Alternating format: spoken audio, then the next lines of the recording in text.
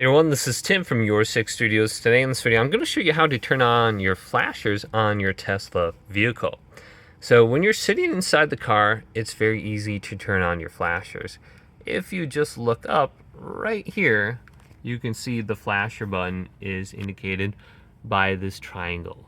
So we can just tap this right here, and you can see you have park, reverse, neutral, or drive on here. If you ever want to manually click on those, if the screen, I don't know, if isn't working for whatever reason, you can just tap this here.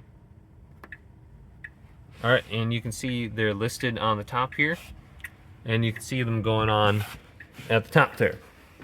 So you might want to come here and just check to make sure all your lights are working too.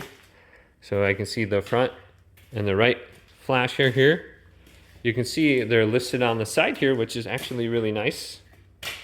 And then I got my front flashers here as well. So very easy to turn on your flashers on your Tesla vehicle. All you have to do is hit that button and you should be able to connect, and then just press it again and it'll turn off.